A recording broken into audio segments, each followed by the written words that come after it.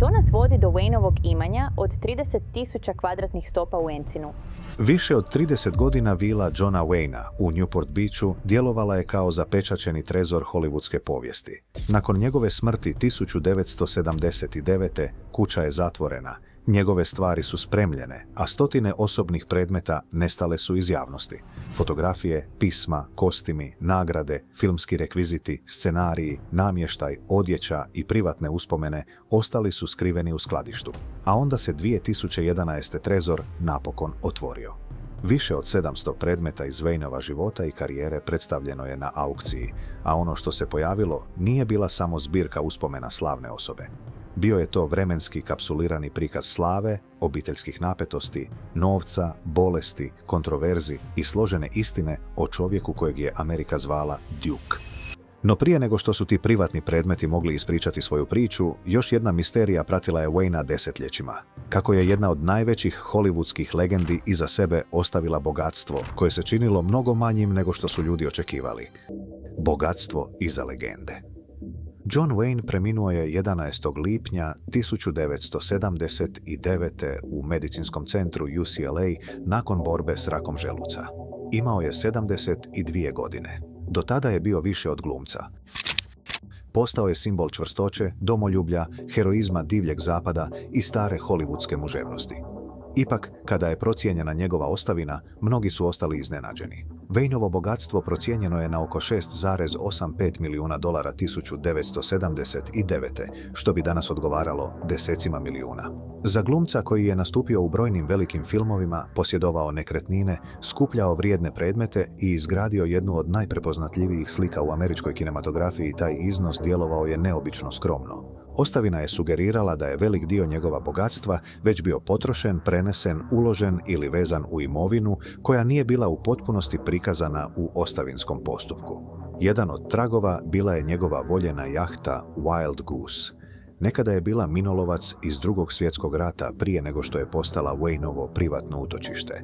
Neposredno prije smrti prodao ju je za $750,000, što je dodatno produbilo misterij o tome što je zapravo ostavio iza sebe. Vila koja je postala vremenska kapsula. Wayne je kupio svoj dom u Newport Beachu 1965. i ondje je živio sve do smrti. S ulice je izgledao relativno jednostavno, no unutra je nosio atmosferu hollywoodskog diva koji je u posljednjim godinama života želio mir i privatnost uz obalu. Kuća je gledala prema otoku Balboa i Wayneu pružala život uz more koji je toliko volio. Prije Newport Beacha posjedovao je ranč u Encinu i druge nekretnine. Jednom se našalio da je bila pametna odluka rano kupiti nekretninu u Newport Beachu, jer si je kasnije ni pod razno ne bi mogao priuštiti. Nakon njegove smrti kuća u Newport Beachu prodana je za $5,5 milijuna 1980. godine. No najvrijedniji dio priče nije bila samo kuća. Bilo je to ono što je ostalo unutra. Njegova obitelj zapečatila je njegove stvari, a javnost nije vidjela cijelu privatnu kolekciju sve do nekoliko desetljeća kasnije. Aukcija koja je otvorila trezor. U listopadu 2011. više od 700 predmeta povezanih s Johnom Wayneom ponuđeno je na aukciji u Los Angelesu. Obožavatelji i kolekcionari odjednom su dobili pristup predmetima skrivenima još od 1979.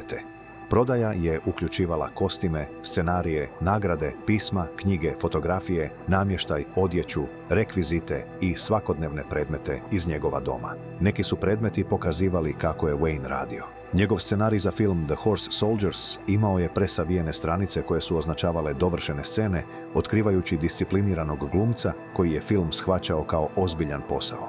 Zatim su stigli predmeti koji su obarali rekorde. Njegova zelena beretka iz filma The Green Berets prodana je za $179,200. Njegov kaubojski šešir iz filmova Big Jake i The Cowboys prodan je za $119,500. Njegov zlatni globus za True Grit dosegao je cijenu od $143,400. Čak je i njegova posljednja vozačka dozvola prodana za $89,500. Osobni predmeti koje nitko nije očekivao. Aukcija nije otkrila samo Waynea kao filmsku zvijezdu. Otkrila je Waynea kao čitatelja, oca, prijatelja, kolekcionara i privatnu osobu. Njegove knjige pokazivale su zanimanje za povijest i vojnu strategiju. dok su njegov namještaj i fotografije pružali uvid u njegove posljednje godine života. Jedno neočekivano otkriće bila je njegova zbirka školjki. Za čovjeka kojeg se pamti kao kauboja, vojnika i revolveraša, školjke su pokazivale nježniju stranu. Još jedan važan predmet bio je Wayneov portret koji je naslikao umjetnik John Decker, a prodan je za $71.700. Wayne ga je držao u svom domu, što sugerira da mu je imao posebno značenje. Tu je bila i pozlačena puška Winchester koju je Wayne poklonio svom prijatelju Bobu Sheltonu. Prodana je za $113.315 i ukazivala je na njegovu velikodušnu stranu. Ti su predmeti bili važni jer su komplicirali legendu. Iza samouvjerenog držanja, dubokog glasa i imidža čovjeka divljeg zapada stajao je čovjek koji je skupljao uspomene, cijenio prijateljstva i živio mnogoljudskiju priču. Oporuka koja je podijelila obitelj. Kada je Wayneova oporuka postala javna, izazvala je veliku dramu. Najveći šok bio je taj što nije ostavio ništa izravno svojoj trećoj supruzi, Pilar Palete. Vjenčali su se 1954. i ostali zakonski u braku do njegove smrti, ali su se razdvojili 1973. Pred kraj života Wayne je živio sa svojom tajnicom i partnericom Pat Stacey. Većina njegove ostavine pripala je njegovih 7 djece. Iako se on i Pilar nikada nisu razveli, oporuka je sugerirala da je emocionalno i financijski njihov brak već bio završio. Napetosti nisu nestale. Godine 2010. Wayneova kići Aisa tužila je svog brata Ethana i tvrtku John Wayne Enterprises zbog svog udjela u kompaniji. Spor je pokazao da Wayneovo ime nije bilo samo obiteljsko nasljeđe. Bilo je i poslovni brend izgrađen na licenciranju, imidžu, memorabilijama i kontroli. Od Mariona Morrisona do Johna Wayna. Prije nego što je postao John Wayne, rođen je kao Marion Robert Morrison 26. svibnja 1907. u Wintersetu, savezna država Iowa. Godine 1914. nakon što je posao njegova oca propao, obitelj se preselila u Glendale u Kaliforniji. Ondje je Marion dobio nadimak Duke zbog svog eredalskog terijera, koji se također zvao Duke. Lokalni vatrogasci toliko su često viđali dječaka i psa zajedno da su ih prozvali Veliki Duke i Mali Duke. Marionu se ime svidjelo i ostalo mu je cijelog života. Wayne izvorno nije bio usmjeren prema filmovima. Obožavao je američki nogomet i 1925. dobio stipendiju za sveučilište Južne Kalifornije. No nesreća tijekom surfanja u plićaku ozlijedila mu je rame, oduzela stipendiju i usmjerila ga prema studiju Fox, gdje je radio kao rekviziter za $35 tjedno. Ondje je upoznao redatelja Johna Forda, koji je pomogao pretvoriti Mariona Morrisona u Johna Wayna. Proboj koji je stvorio Dukea. Wayneova rana karijera bila je teška. Između 1930. i 1939. pojavio se u više od 80 niskobudžetnih westerna. Neki su snimani brzo i jeftino, a Wayne se financijski mučio. Ponekad je čak razmišljao o tome da potpuno odustane od glume. Sve se promijenilo s filmom Stagecoach 1939. Studio je želio veću zvijezdu, ali John Ford inzistirao je na Wayneu. Wayne je glumio Ringa Kida, odmetnika s moralnim kodeksom, a njegovo pojavljivanje postalo je jedan od najikoničnijih trenutaka u povijesti westerna. Stagecoach je dobio 7 nominacija za Oscara i osvojio 2. Wayne je bio plaćen samo $3.700, ali film ga je pretvorio u veliku zvijezdu. Od tog trenutka postao je zaštitno lice američkog westerna. Uloge koje su izgradile mit. Wayne i John Ford surađivali su više od 50 godina i snimili 14 filmova, pomažući oblikovati hollywoodski western. Njihova najpoznatija suradnja, The Searchers, ignorirana je na Oscarima, ali se danas smatra jednim od najvećih američkih filmova ikad snimljenih. Wayneova prva nominacija za Oscara stigla je za film Sands of Iwo Jima 1949. Njegov projekt iz snova bio je The Alamo 1960. Wayne je riskirao vlastito bogatstvo kako bi ga financirao, stavivši pod hipoteku kuću, automobile i brod. Produkcija je koštala oko $12 milijuna i osvojila 7 nominacija za Oscara, ali nije uspjela vratiti ogromne troškove. Wayne je napokon osvojio Oscara za True Grit 1970. Glumio je Roostera Cogburna, jednookog američkog maršala. Neki kritičari vjerovali su da je nagrada više odala počast njegovoj cijeloj karijeri nego jednoj izvedbi, a i sam Wayne kasnije je priznao da mu se činila kao nagrada za životno djelo. Njegov posljednji film, The Shootist, stigao je 1976. Pričao je priču o ostarjelom revolverašu koji umire od raka, što je snažno podsjećalo na Wayneov vlastiti život.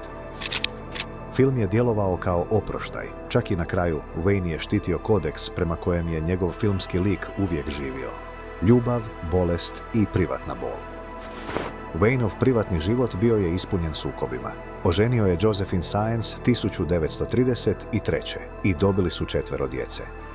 No slava ga je držala podalje od doma, a njegova veza s Marlene Dietrich narušila je brak. Razveli su se 1945. Njegov drugi brak s Esperanzom Bauer započeo je 1946. i brzo postao turbulentan. Završio je razvodom 1954. Iste godine Wayne se oženio Pilar Palete. Dobili su 3 djece i ostali zakonski u braku do njegove smrti, ali su se razdvojili 1973. Wayne je zatim živio s Pat Stacey, svojom tajnicom i životnom partnericom, koja se brinula za njega tijekom liječenja raka i kasnije napisala knjigu Duke, A Love Story. Godine 1964. liječnici su Wayneu dijagnosticirali rak pluća. Kirurzi su mu uklonili lijevo plućno krilo i 2 rebra. Wayne je preživio i kasnije otvoreno govorio o bolesti, nazivajući rak velikim C. Godine 1979. rak se vratio, ovoga puta u želucu. Čak i iz bolničkog kreveta snimao je poruke u kojima je pozivao ljude da podrže istraživanje raka. Nakon njegove smrti, njegova obitelj osnovala je zakladu za borbu protiv raka John Wayne 1985. Kontroverza koja nije nestajala. Wayneovo nasljeđe postalo je složenije zbog intervjua za časopis Playboy iz 1971. U njemu je iznosio rasističke komentare o Afroamerikancima, branio oduzimanje zemlje domorodačkim narodima i koristio uvredljiv jezik dok je govorio o filmu Midnight Cowboy. Godinama je intervju ostao dio javnog zapisa, ali se 2019. ponovno proširio internetom i postao viralan. Nova generacija počela je raspravljati treba li Wayna i dalje slaviti kao američkog heroja. Neki su tvrdili da su njegovi filmovi previše važni da bi bili izbrisani. Drugi su govorili da se njegove riječi ne mogu odvojiti od njegova javnog imidža. Rasprava se dodatno pojačala 2020. nakon prosvjeda diljem zemlje koji su uslijedili nakon ubojstva Georgea Floyda. Demokrati okruga Orange pozvali su na promjenu imena zračne luke John Wayne. Wayneov sin Ethan branio je oca, tvrdeći da nije bio rasist i da ga se nepravedno osuđuje. Složeno nasljeđe Dukea. I sveučilište Južne Kalifornije našlo se pod pritiskom. U srpnju 2020. USC je uklonio izložbu posvećenu Johnu Wayneu iz svoje škole filmske umjetnosti nakon što su studenti i bivši studenti kritizirali postav. To je otvorilo šire pitanje. Može li se umjetnikovo djelo odvojiti od njegovih uvjerenja? Wayneovi obožavatelji ističu filmove Stagecoach, The Searchers, Rio Bravo i True Grit kao nezaobilazna ostvarenja filmske umjetnosti. Kritičari tvrde da su njegovi komentari i neki filmovi pomogli veličati iskrivljenu verziju američke povijesti. Upravo zato je aukcija iz 2011. bila toliko važna. Nije samo prodavala filmske rekvizite. Otvorila je zapečaćeni trezor čovjeka čiji je život bio veći, bogatiji, mračniji i složeniji od same legende. Unutar Wayneove vile nalazili su se šeširi, nagrade, scenariji, puške, portreti i fotografije. No iza njih stajali su obiteljski sporovi, privatna bol, javne kontroverze i jedno pitanje koje ga prati i danas. Je li John Wayne bio samo Duke ili je istina bila mnogo teža za prihvatiti? Ako je ova priča promijenila način na koji gledate Johna Wayna, javite nam u komentarima. Koje vas je otkriće najviše iznenadilo? Skriveni predmeti s aukcije, bogatstvo manje od očekivanog, obiteljski sporovi ili kontroverze koje su desetljećima pratile njegovo ime. A ako želite još ovakvih dubinskih priča o skrivenim životima hollywoodskih legendi, pretplatite se za sljedeću priču.